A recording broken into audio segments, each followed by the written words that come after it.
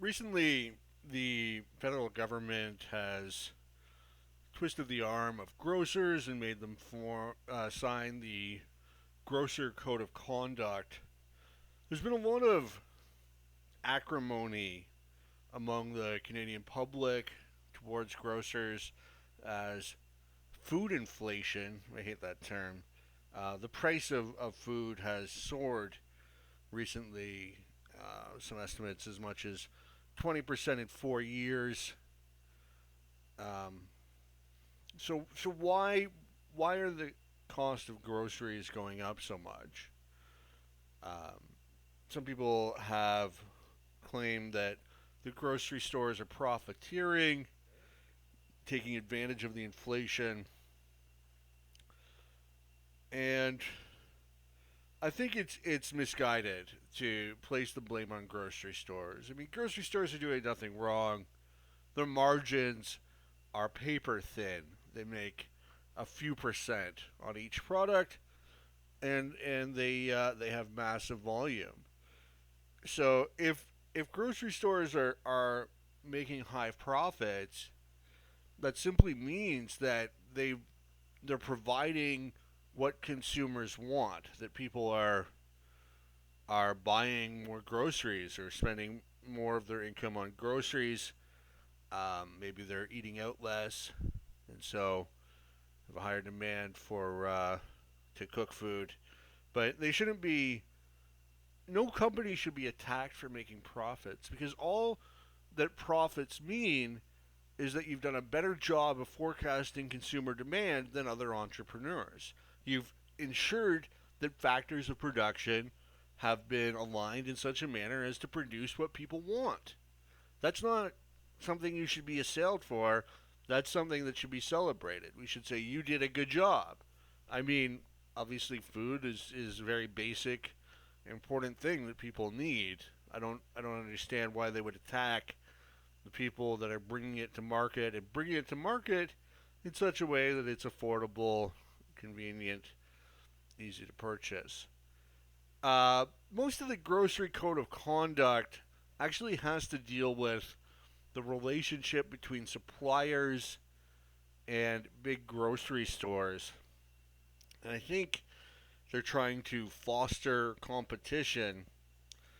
But really, one of the features of large corporations like Walmart or these big grocery chains is that they can run roughshod over suppliers and dictate to them, listen, you're going to give it to us at this price, and they have really no choice but to comply. And that's one of the ways that large corporations like Walmart keep prices low is by basically keeping suppliers in check. So to the degree that the code of conduct is going to prevent that, I think that's only going to increase prices because, uh, as I said, the margins are very thin. So any savings that the corporations obtain from running roughshod over the suppliers gets passed on to the consumers. I think the real culprit behind high food costs is pretty obvious. Well, for one, it's inflation. It's the deficit spending of the Liberal government. It's the expansion of the money supply in order to come up with that deficit spending. We're seeing prices rise across the board. The other thing was, we're still feeling the effects of the loose monetary policy of previous years when interest rates were at 0%. And okay, CPI wasn't going up very much, but those aren't the only prices in the economy. So, the way that inflation works is it's not like an even all prices go up 1% or 5%. If you print 5% more money, it's not like all prices go up 5%. Instead, it goes up unevenly. So a lot of that money, that new money, went into real estate because a lot of Canadians were investing a lot of their or putting a lot of their money into their homes. So you had this process of money creation, and it was fueling ever higher real estate prices.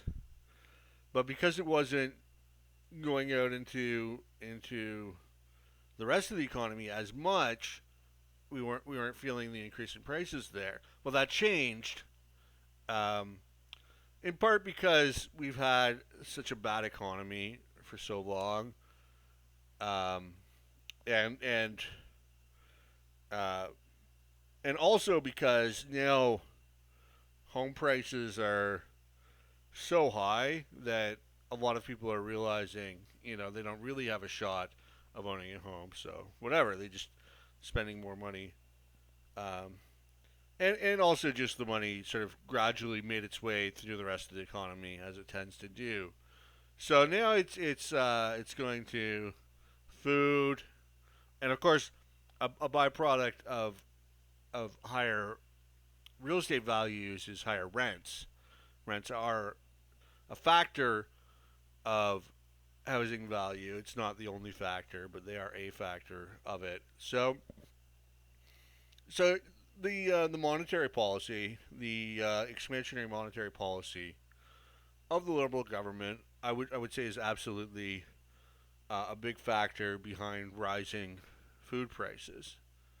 Another big problem is the carbon tax because uh, the way that farming is done nowadays is it's very fuel intensive, tractors and whatnot. Uh, so so fuel is a huge input into into producing food, and uh, you start taxing that, and it's going to become more expensive, and so consumers are gonna pay down the road.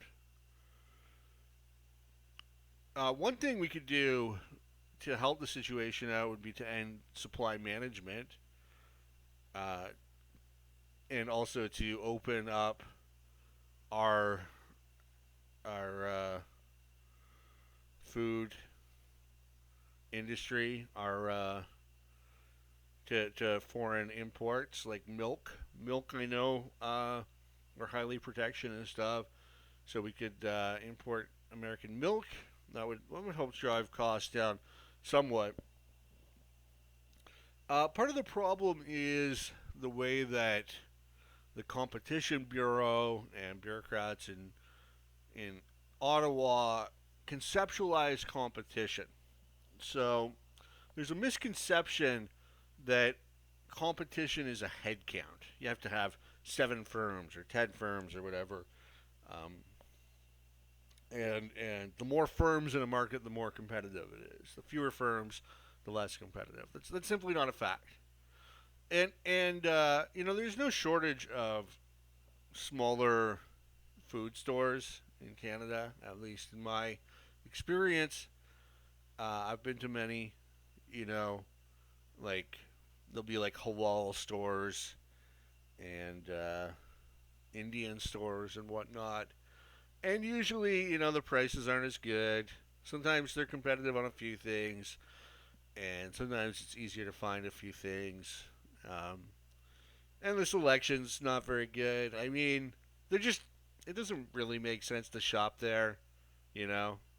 It's kind of maybe a fun way to spend the afternoon sometimes, but, you can go to a supermarket and you can get whatever you want.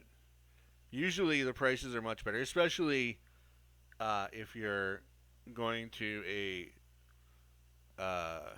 less expensive supermarket like No Frills or Food Basics or the Asian grocery stores, often very inexpensive for certain things. The other thing you can do is flyer shop. which all the flyers are online. It takes like 5 minutes, and if you can save a lot of money that way. Another thing that people should consider, and uh, you know, I'm not one to talk here, but eat less, right? Uh, you don't always have to have huge meals. You can skip a meal. You can skip a whole day of food fasting. It's perfectly fine, especially if you're overweight, as so many people are, as I certainly am. And eat more staple foods. You know, don't go to restaurants. Restaurants are a ripoff. The food's not very good, and then they expect you to tip 15, 20%, which is just outrageous. Uh, yeah, you move something from point A to point B. Congratulations. Don't even get me started on tipping culture. It's so stupid. You know, um, like unless you're really really financially successful, you should be cooking all your own meals basically, and eat smaller portions too. That's the other thing. How to My tips on how to survive in the high food cost era. Um, but yeah, it's not the grocery stores to blame. It's the government, as always. Uh, there's no problem with the food market in Canada. It's competitive. Uh, the last thing we need is for the government to step in and so-called solve the problem, when in reality they're the one that created this problem in the first place with the printing the money, with the tax, the carbon tax, to save the environment or whatever. But the fact of the matter is that fuel is a huge input cost for farming, so that is going to drive up the price of food. That's pretty much unavoidable, and and so this is a whole lot of, they're trying to distract behind what's really to blame, and and it's not. I mean, it's not greedy corporations. Corporations have always been greedy. Everybody's greedy. Like everybody wants a higher salary. They always want to charge the most for their stuff and pay the least for everybody else. That's not. There's nothing unique about that. But economic reality is that prices are set by supply and demand. They're not unilaterally dictated by any one player. So be a good consumer. Make sure to shop for the bargains, and don't blame the market for things that the government did. Zach out.